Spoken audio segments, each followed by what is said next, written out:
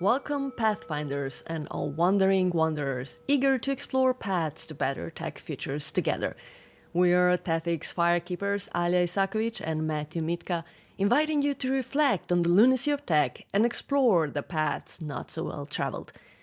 Each podcast episode is a meandering exploration inspired by the seeds planted in our Pathfinders newsletter at the beginning of the lunation cycle and the paths illuminated during our full moon gathering. You can find more about us and our pathfinding adventure at thethics.co/pathfinders. In this lunation cycle, we wanted to step off the AI hype train and turn our attention to online communal gardens. The online spaces that were supposed to make it easier for us to connect and collaborate have turned either into noisy airports where nobody has time to build meaningful relationships, or attention marketplaces where our personal data is being sold to the highest bidder and used to feed data-hungry AI golems. Our online communal gardens are now being overgrown by AI-generated content and trampled upon by bots, which makes it increasingly harder to plant the seeds of collaboration we need to explore paths to better tech futures together. The guiding question for today's exploration is, how do we nurture weird online communal gardens where we can play together? So, hello again, Matt. Do you want to get us started with this question? Maybe we should unpack it first. What do we mean by weird online communal gardens and why it is important to have them as places where we can play together? Yeah. Hello, all our listeners. As the moon is waning here, we do have a weird question that we've framed. People might be thinking, what is this question? And I guess that there's some terms that we're using here that is worth exploring. Like, firstly, weird. In our previous podcast, we used an acronym called WEIRD, which stands for Western Educated, Industrialized, Rich, and Democratic, as a reference to like the dominant paradigm in which a lot of these technologies have emerged from. And that podcast, which is well worth listening to if you haven't already, was much more about the data that we're generating. And in that podcast, we did make reference and have some discussion about the importance of neurodiversity, different ways of thinking, much more as a way to reflect that in the data. And there's my son running past, dancing, probably engaged in some quite weird behavior. And that, I guess, is a great segue to talk about what we're referring to here, Alia, with weird. And I think in our full moon, okay, so there's some weird behavior and screaming that we might have to cut out of the podcast in post-production. So yeah, weird behavior, and I think it's when we think about like something being weird and we say to our child, or we have someone say to us even, stop being so weird. What does that mean? Like, how does that reflect what we believe as normal or acceptable behavior in certain contexts? And how does that limit us in so many ways, particularly online, where I guess there's a good weird and a bad weird, if we want to create like quite a simplistic dichotomy here. Good weird is probably people thinking outside the box and being a little bit more creative and innovative in the way that they're thinking or interpreting, or experiencing and expressing themselves. Versus, maybe bad, weird, which might be, someone being a little bit creepy in a social context, which can easily be misinterpreted. I guess like we have behaviors where someone with, Asperger's, or, what is kind of on the autism spectrum, as an example, might be engaging in ways that we see as weird because it's just not. It is not the normal. It's kind of outside of that bell curve of distribution of behaviors that we're familiar with. So we see it as weird. And I guess there's that behavioral aspect, way of thinking that we're talking about when we're talking about weird. And why is that actually important? Like, why do we need that to cultivate and nurture weird online communal gardens? Yeah, it's interesting this relationship between being weird and actually being playful, sometimes with social norms or just like expectations. And I mean, we see this with kids like all the time, or with cats even, right? When they're being weird, they're actually playing around. They're trying to figure out the boundaries, the limits of what's allowed and what maybe, you know, their bodies or minds can do. So I think there's a really interesting interplay of playfulness with weirdness, which is why I think, like to talk about it as much, because we know that playfulness is the crucial element for learning. We learn through play, not just like us humans, but I think all species. I mean, there's been recently some interesting examples of bumblebees, I think, being playful, right? The more we learn about playful behavior, that is really important for actually learning and for creativity, for innovating. So this is why we are bringing this into our discussion. Yeah, that's a really valuable example there with the studies that were done on kind of adolescent, young bees, and showing that young bees play compared to the adults in that particular study.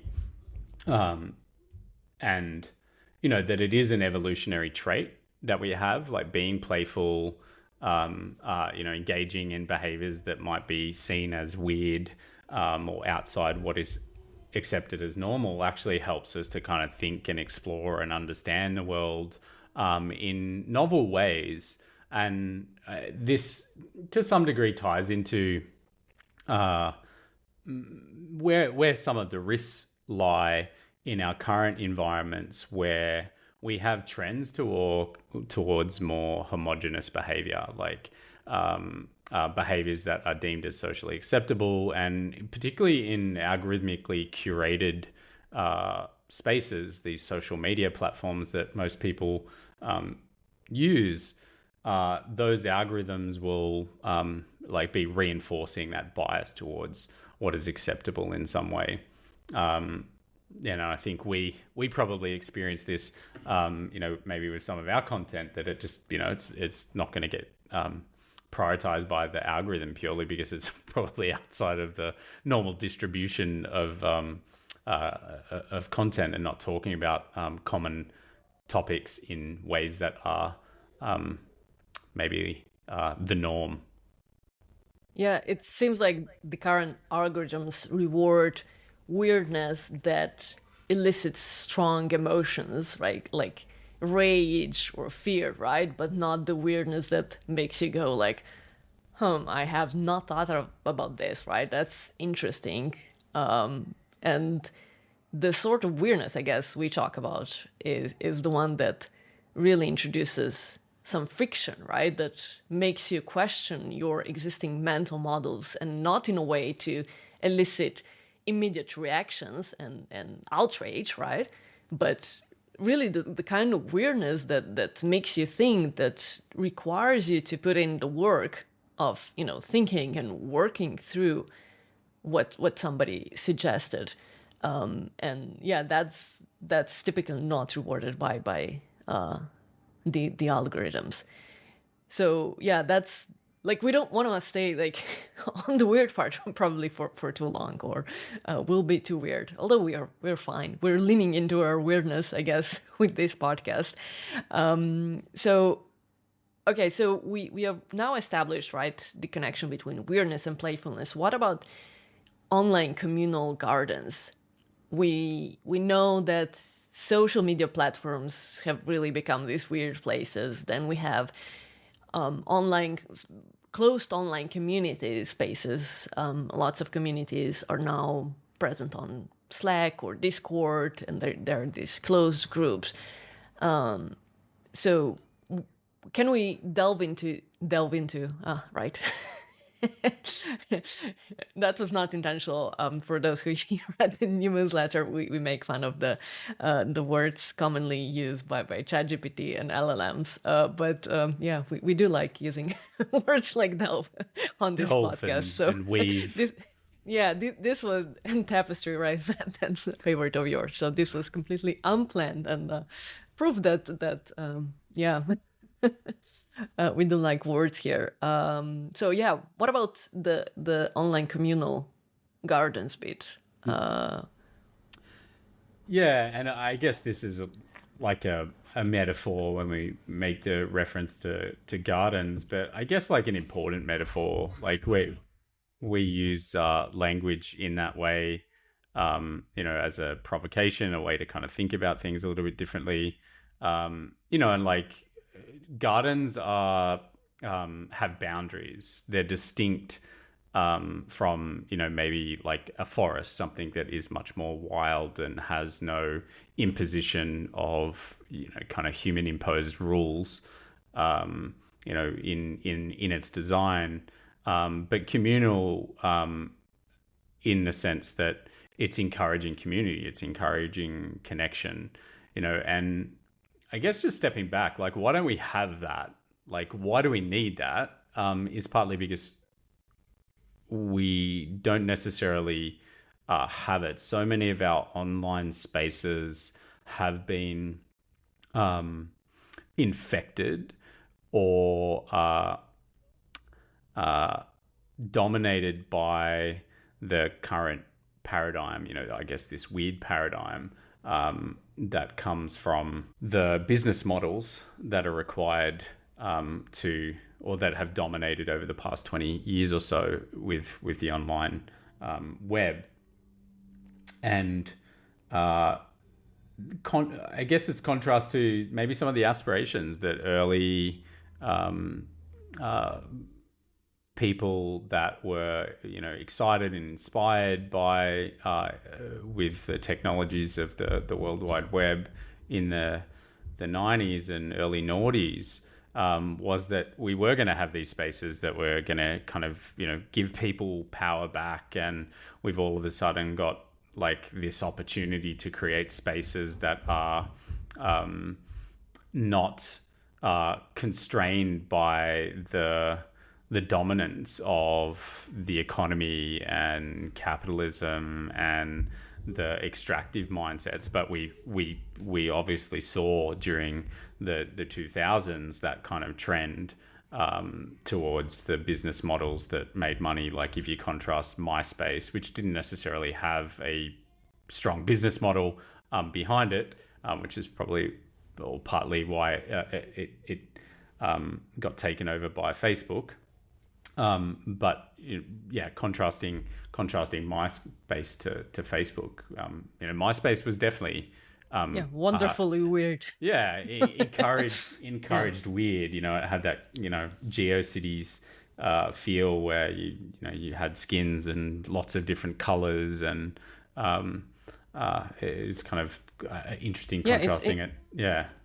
Encourage creativity, right? And a lot of people, even in those days, like learned about web programming and HTML and CSS, right? Through those spaces because they wanted to customize those spaces. And those kind of spaces really encourage playfulness and creativity and sharing of tricks, right? You saw something cool and you were like, oh, how did they do this? And you could, share your what you discovered together. And feels very different to the platforms we have now. But I guess what we're finding interesting is that even closed communities, and we are thinking here of communities of practice, right, that are centered around a certain topic of area of interest, are, even though they have those boundaries and have code of conducts to kind of ensure certain acceptable, expected type of behavior, they are also turning in these weird spaces where we're all just, competing for attention and everyone is feeling overwhelmed and nobody has really time for in-depth conversations. It feels very fleeting, right? We don't really spend as much time, I feel, in online communities as we used to, which feels deeply unsatisfying. So part of the problem is there are more spaces and our attention is more divided between, LinkedIn and various Slack communities, Discord communities, and you have to kind of check all these places because if you don't, you feel like you're missing out. And, we're constantly being told how to post on LinkedIn for maximum reach, or, how do I get people to sign up for my workshop when I'm sharing it in this closed Slack community. So it's online communities are starting to feel quite exhausting, to be honest, right? And yeah, what do you think about that? Yeah, I'd agree that it engaging in these communities, so I always struggle like thinking, oh, like the LinkedIn community, like is it actually a community? What is this technology? Does it cultivate like, deeper connection between people? Or is it more oriented towards blitzkrieg kind of scale from Reid Hoffman's is it Reid Hoffman? Yeah, Reid Hoffman's uh, analogy to how to actually scale platforms with Nazi Germany. Wonderful, wonderful drawing out of meaning there, Reid. But yeah, it's like overwhelmed. Part of lots of different communities, be that on kind of platforms or tools like Discord or Discourse as a bulletin board, or LinkedIn and LinkedIn groups and things like that. And yeah, it does get a little bit exhausting. I think it gets even more exhausting now with every text box that we have input into is now kind of write, create with AI, and it's like it's being directed towards maybe a reinforcement of these values that are around kind of productivity and creation and quantitative output versus qualitative and deeper, meaningful connection and thinking through processes and engaging in conversational learning with people, which is what good communities really facilitate and nurture. Is sitting around having yarn, sharing stories, like helping to challenge your own perspectives, deal with that friction, right, of updating your mental model because someone's expressing something that is actually weird. And yeah, we don't necessarily have that. I think for me, it's probably exhausting because it feels monotonous and homogenous, and like it's not new. It's not necessarily challenging in many ways. Yeah, it also feels very transactional in many ways, and we're just, constantly having to feel this pressure of selling ourselves, selling our work, promoting ourselves, because we all face so many uncertainties, economic and just, existential, in all places. And in this kind of circumstances, it's certainly difficult to be weird and playful because you're constantly thinking, right? Am I being too weird? Am I gonna be ostracized for being so weird? What do others think of me? How am I gonna sell my services? How am I gonna get a job? And that type of mindset doesn't really lend itself to the playfulness we need. And there's been a recent interesting article, right, that we've been reading about this concept of scene use, which is basically having these cultural conditions for community genius. So not the lone genius, but creating a scene where interesting ideas can emerge. And if we make a connection, for instance, to Silicon Valley, right? Silicon Valley wouldn't be what it is right now without having had a period of time where it was allowed to be weird and playful, and there was a lot of experimentation. And yes, eventually it was about, creating business models and selling these things, but it all arose from a period of really, weirdness and playfulness. And we're not really having these spaces. And as we often talk about, the need to imagine rainbow mirrors as well, right? Not just like it feels in all these online communal gardens, it's all about either, like discussing the dystopian Black Mirrors, especially with recent AI news. It feels like they're actually trying to turn the Netflix show Black Mirror into a documentary. They're almost literally following the scripts of that show. Or, you have this, in quotes, techno optimism and recent vision of a bright mirror world where technology solves all problems and it's all white, polished, shiny, as long as you ignore what's hidden in the shadows, right? So we need these spaces as well to be weird and playful and imagine these rainbow mirrors that are not, just like purely utopian or dystopian, but somewhere in between. They have the really joyful and positive, but there's discomfort in them as well. And rainbow mirrors acknowledge all of this and try to seek balance without getting rid of the shadows or basically acknowledging the complexities of the world as we know it. And current spaces don't really seem like good places to have these discussions and explore rainbow mirrors. It's, either everything is awesome, look at this awesome thing I'm doing, look at these new awesome AI features that we're releasing, or it's we're all gonna die, everything is hopeless, right? So I think we also need places where we can explore alternatives and not give in to either blind optimism or, just resigning about the future. Yeah, I think the spaces that we've got don't necessarily create the conditions for, I don't know, nuanced discussion, like the exploration of all the diverse colors of the rainbow in terms of people's different perspectives on things. Partly because of these algorithmically curated feeds that we have that are, there to kind of promote engagement through, rage, fear, indignation, and exacerbate the division and tribalism that we have, and reinforcing the polarization that we see in society, which is, again, this kind of, maybe this reflection of the competitive, the elevation of competition between individuals, or even just the atomization of everyone, where we're seen as individuals with individual perspectives, and competing against each other for attention and audience and engagement, and that is kind of just elevated in these platforms. They're not designed necessarily for nuanced conversation to help reveal alignment in perspectives about a topic, be that about AI technology or abortion or what have you. And I know there are platforms for that, obviously. Like, I think there was one that emerged, might have been almost 10 years ago now, that was kind of like Twitter. I think it's called Kialo.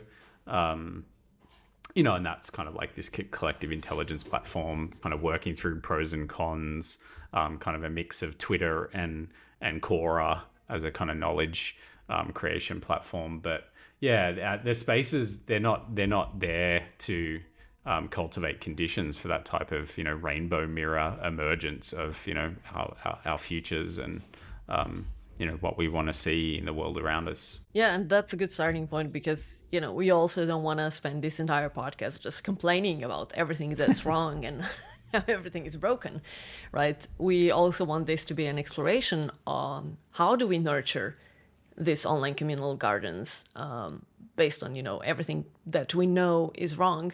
And I guess we can approach this question from two sides. So maybe we can start exploring it from the perspective of garden stewards first. So from the perspective of somebody that wants to, provide this safe space for weirdness and playfulness and nuanced discussions, I think the main question is, do we work with existing platforms? Can you create a weird, playful online communal garden on like LinkedIn or, well, probably not Twitter. Twitter seems like a lost cause. Anyway, so do we use It's an a different existing type of platform? weird. Yeah, different type of weird. Or do we have to build new places, right? Do we need to build new platforms? And I think there are probably things we can do with either of those approaches. So maybe if we think about building new places, right? What do we need to be mindful of? What kind of places might we build for this purpose? Yeah, imagining the new places. I think it's sometimes hard, even for people like us that spend a decent amount of our time thinking about these challenges. It is difficult because we have to imagine something new that is different from what exists.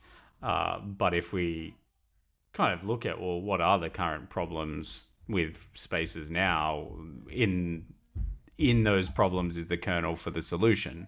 So I think anyone that are garden stewards, like if you consider yourself as a garden steward, even that terminology helps you to understand, like, what is your role? Like, you being there to steward the creation of an ongoing maintenance of a garden that has diverse array of perspectives, plants, if we want to kind of continue on the metaphor, the types of people that you want to encourage joining and being part of a community, or joining a platform,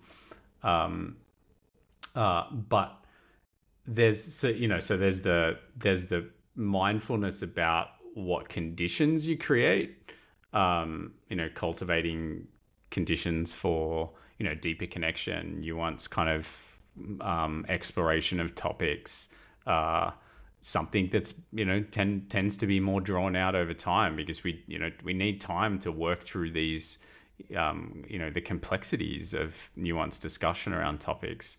But I think it also comes down to the funding. Like, how do we fund these things? So many of these platforms are reliant upon a model, or built upon a model that is reliant upon venture capital or vulture capital.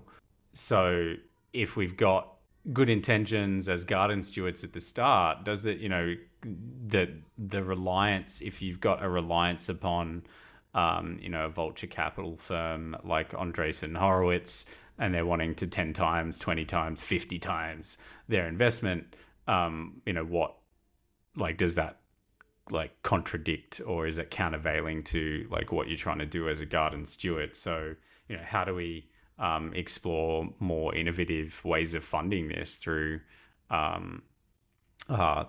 platform cooperative models, through financing that might be done through crowdfunding or collectively sourced in some way, or through membership.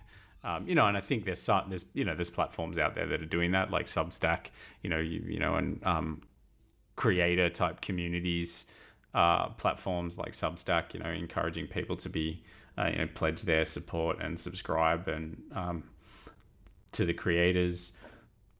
So there's the conditions, the cultivating the conditions, but also being aware of, like, how do you fund this? Like, how do you create a sustainable model that enables you to build and maintain technology? Yeah, I think this is probably the key question when it comes to building new places, because we've seen that, when you're taking in VC capital, you have the demand of scaling, and you might have, the best intentions of connecting people and all of that, but at the end of the day, you'll be judged on certain metrics. And Then we also know of initiatives that were funded through grants that, started off great, but when you rely on grants, you usually struggle with longevity, because as soon as the grant money runs out, you're on your own, and it's difficult then to figure out a business model. Now, recently there's been some interesting experiments emerging, like the perfectly imperfect platform, pi.fyi. That's, for instance, a super interesting, super weird example that kind of feels very much like MySpace. It's chaotic, it's weird in a good way. And what's great about it, for instance, is that it's supported by participants, so that people that are using it pay a monthly subscription to cover the cost, basically. But it's also in the design of that platform, right? It's, I think, intentionally small. It doesn't want to compete with Facebook. And I think that is maybe where platforms or protocols, rather, like Mastodon, struggle a bit, because they position themselves as a kind of, open, decentralized alternative to Twitter. But there's this tension of wanting to compete with Twitter and wanting to have millions of users. But yeah, that's something, for these garden stewards to kind of resolve and think about these tensions, because yeah, I think scale is probably not the goal you should be aiming for if you're trying to build truly something weird and different.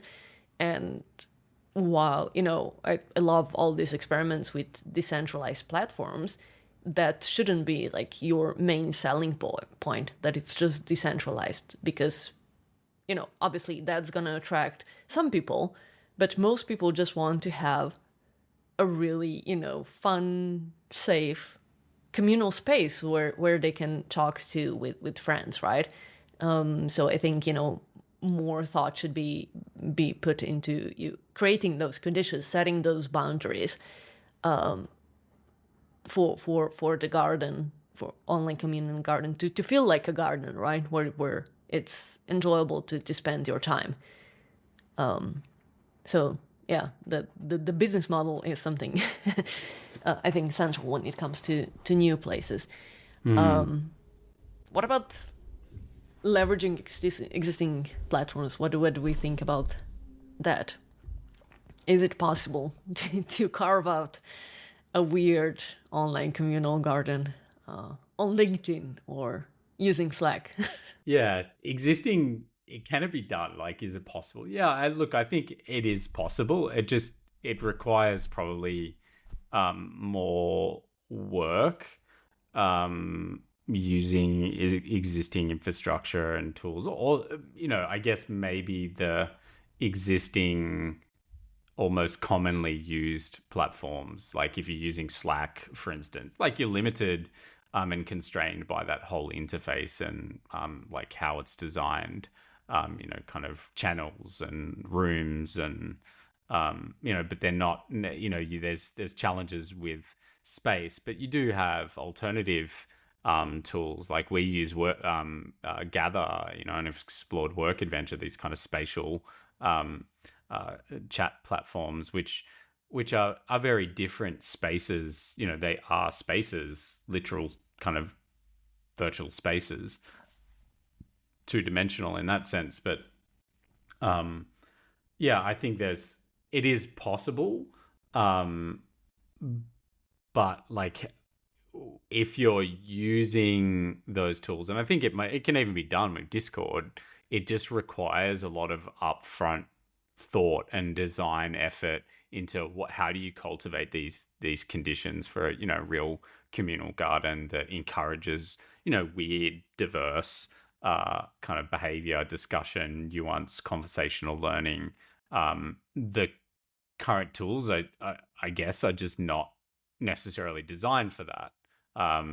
Partly because they come from this dominant paradigm, particularly the venture capital, and even as you said, you've got the protocols and you've got decentralization. The average people looking for a community don't care about decentralization unless they're technical technically oriented and are interested in maybe the benefits that come from that type of architectural approach. They're looking to connect with people and learn and build shared meaning, have a sense of sense of belonging that comes from being part of a community. So I think it can be done. It just requires more time and effort put up front into the design, and probably engaging in some participatory co-design, like with an initial group of interested community members that want to see a space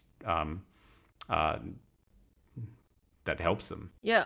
Also something that we previously discussed, I think, when it comes to just the design of these community spaces, there's a lot of lessons we could take from multiplayer games, and we both have a bit of a gaming background and have some experience with those.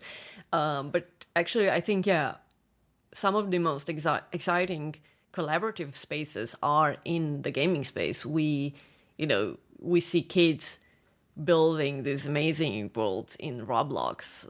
I also taught a summer school for programming in Minecraft, and it was just like such a joy seeing how the kids collaborate and are creative and playful and weird together, right? In ways that you wouldn't expect.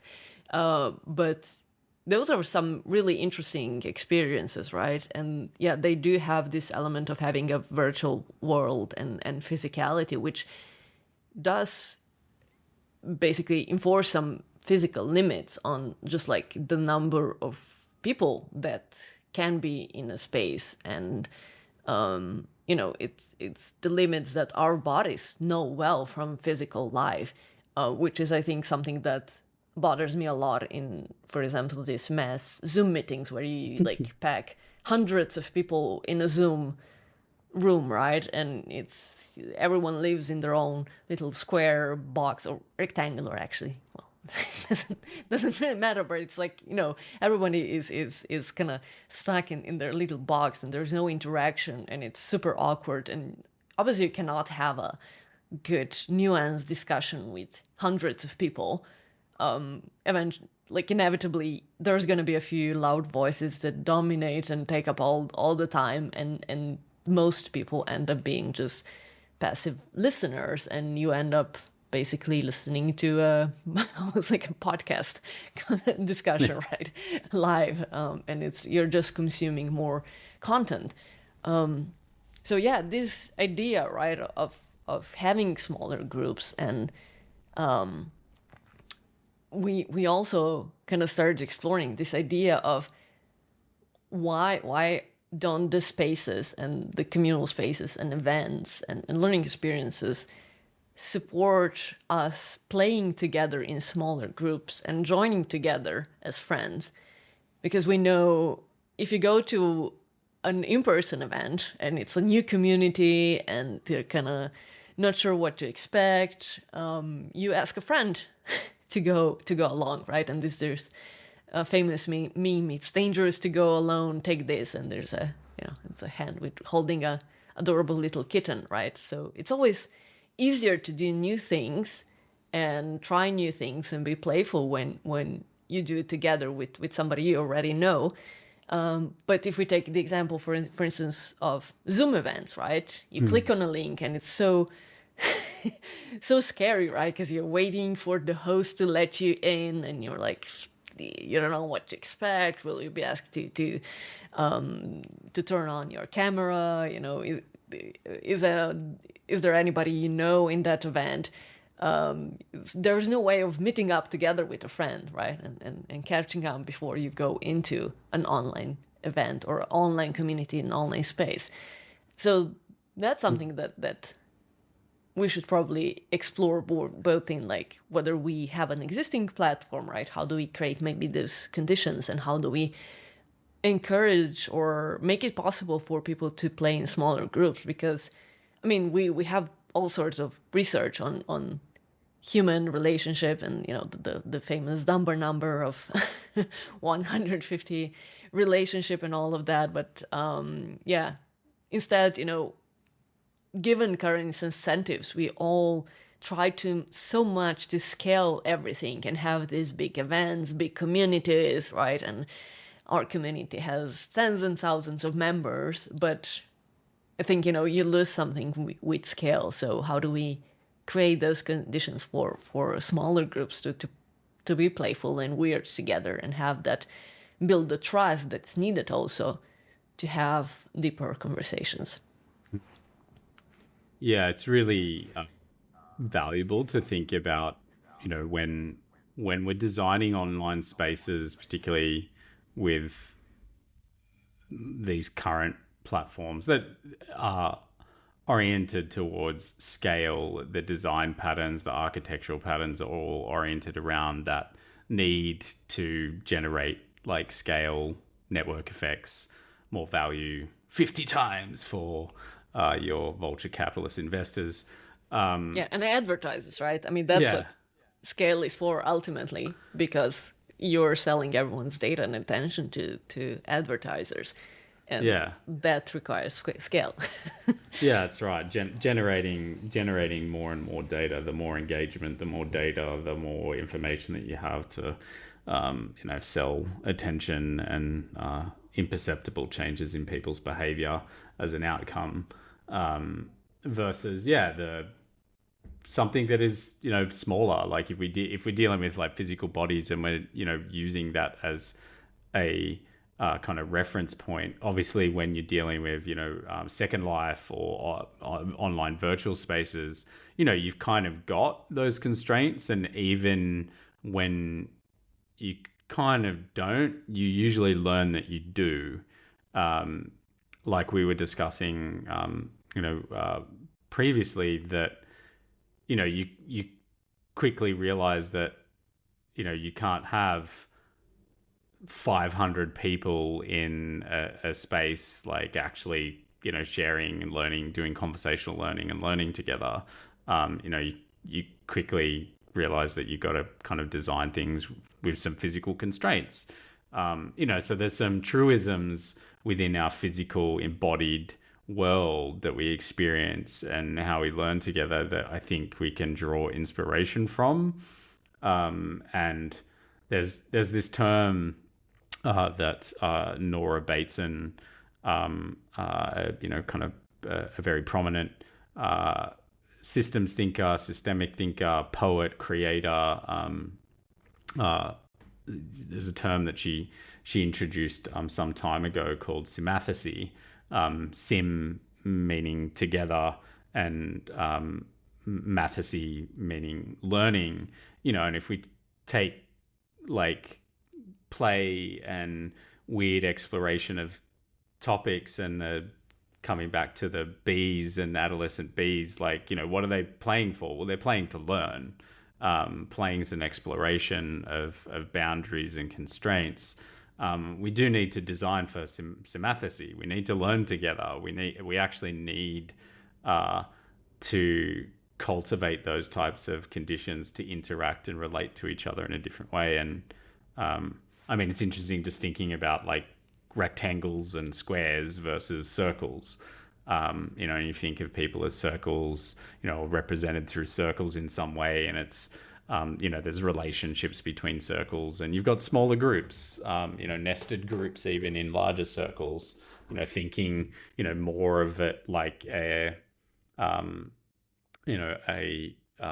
cellular organism that is kind of learning together in some complex set of kind of interrelationships is a much better way for us to design and draw inspiration from nature, and use biomimicry to go, well, how can we design these kind of online spaces that mimic what is encoded in the intelligence of nature through its billions of years of trial and error and evolution. Yeah, so basically taking into account our embodied intelligence and capabilities, which makes me think, so maybe the solution is to intentionally build more body scale communal gardens, right? So we're talking about human bodies, because the way we've started building these spaces, it's all about, machine or VC scale, if you want to call it, right? So shift from machine scale to body scale spaces that, take into account everything we know about how we learn and play together. Because it is not all about just, selling your work and promoting your work. We need these spaces where we can truly be weird and explore and start figuring out the future we kind of want to have, how we're gonna tackle the uncertainties we're all facing, what are the alternatives, because I feel, especially in the past couple of weeks, like everyone I've talked to has been feeling really exhausted and yeah, just exhausted generally. And we're, just all doing it day by day and just trying to get by. And yeah, there's not as much space, both physical and in the metaverse sense, to be playful and weird. But yeah, that's because probably, the technology we're building is not built for human scale. It's built at machine scale, and it's making us all exhausted because a human cannot possibly keep up with, dozens of online communities and news, constant stream of news and all of that. So I think that's also an advice, when we're talking about us as individuals participating or seeking out these communal spaces, is to be a bit more mindful with our attention and not trying to do it all, but maybe, just pick a few online communal gardens where you really want to participate and be fully present, right? And dedicate the time to fully engage. And maybe seek out smaller groups, right? And start building that smaller group you can play with, instead of trying to do it all. Be active in all these either social platforms or closed communities, right? So Yeah, which is, it's like the quality versus the quantity. yeah, Focusing on that, the quality of our relationships, our learning that we get through, one or two online spaces, rather than having to, feel the necessity to, be engaged in all of them, which is really just a reflection of the, the rat race or the rush race or whatever we're rushing towards. I don't know. I guess the inducement of all the stress as a result of that actually cultivates neurological conditions for us to focus on problems as well, because persistent stress tends to reinforce our negativity bias. So it's kind of, what are we rushing towards? Well, the inevitability of dystopia, partly because we're just reinforcing a negativity bias because of all the stress. So that not to be negative about the whole situation, but I think there's focusing on the qualitative, where we can be weirder and playful and express ourselves in those unique and novel ways and learn together with people in meaningful relationships, is going to be healthier. And I think, all the benefits that come from being weird and exploring topics and ideas from lots of different perspectives, that actually builds resilience in our kind of social system. So I think that the more we do that and focus on the qualitative nature of our community spaces that we're part of and that we contribute to, that compounds over time, rather than feeling compelled to, engage in every possible platform to increase your productivity and grow your audience and build yourself as an influencer or whatever narrative and mythos you've bought into. Yeah. I mean, it often feels like you have no choice, right? Because it's getting harder to come by. But I guess if we try to come up with some concluding thoughts on this, I think what we've established is that it's good to embrace some constraints and friction, because those are, we need those conditions to create the right conditions, to nurture the right conditions for weirdness, playfulness, and to explore our human diversity. Yeah, to shift from machine scale to body scale, and be fine with that, and resist the rat race that we're being, that feels inevitable, because it's not, right. It's only inevitable because we're all kind of playing into it. And what is the alternative? Well, that's something for us to explore and together in these weird online communal gardens.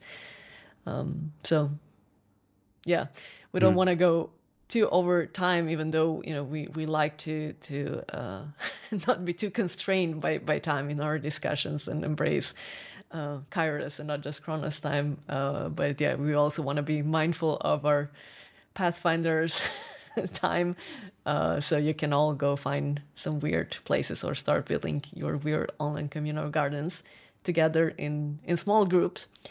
And if you are into those 3-hour long podcasts, which I think has been more of a trend that I've seen, I think I do personally struggle to find a 3-hour block of time to just listen to a podcast. But if you are listening to this and you'd like, some, these podcasts to go on longer, please do so. Let us know on LinkedIn, or send us an email. Yeah, and join our website next full moon gathering, because those usually go go longer. But it's also we spend, though I would maybe as a word of caution, we spend a lot of time just consuming content, and listening to podcasts is great, but if you stayed with us until now, I think we would like to encourage you to go out there and not just listen, but start, exploring your own thoughts and ideas with others as well, and start sense making together. You can start with a small group and go from there, because at a certain point, right, we have enough content, we have enough knowledge, and we have to start thinking of, how do we move beyond that? Yeah. And if you are, if you're listening to this and it is the evening and you have a clear night sky, go outside, spend a few moments looking up at the stars and sister moon, and reflect on those deeper cycles of time that we probably need to synchronize more with. If it's during the daytime, being able to just observe the cycles and rhythms of nature around you, it's a good reinforcement of the qualitative aspects of our human experience that we really need to reconnect with and try to design for in our online interactions and spaces. Yeah, and also, do not be afraid of the weird and playful. We get so overwhelmed with our lives and business and financial worries and climate worries and whatnot, like pick your battle kind of way. But we still, it's important to appreciate the playfulness, even if it's your, kids or cats or whatever you have that are annoying you when you should be working, right? Maybe appreciate that and take some time off your day to to lean into the playfulness and weirdness together. All right. Any last words of wisdom before we wrap up, Matt? No, you touched on a really wise points. Play with your kids. Play. Embrace your weird, because everyone's got it. Good weird. Yeah. Do not be afraid of the weird. All right. Thank you for listening and pathfinding with us. If you enjoyed this exploration, share it with friends to inspire further discussions, leave a review, comment, or send us your thoughts at community@thethics.co. We invite you to embrace the lunacy of tech with smiles and love by subscribing to the Pathfinders new newsletter and joining our next full moon gathering. We sync our monthly reflections and gatherings to the lunar cycle as a reminder of our place in the universe and a commonality we share across time zones and places we inhabit. Pathfinders podcast will return during the next waning moon. Until then, nurture your communal gardens with real water and be mindful about the seeds of intention you plant and the stories you tell. There's magic in both.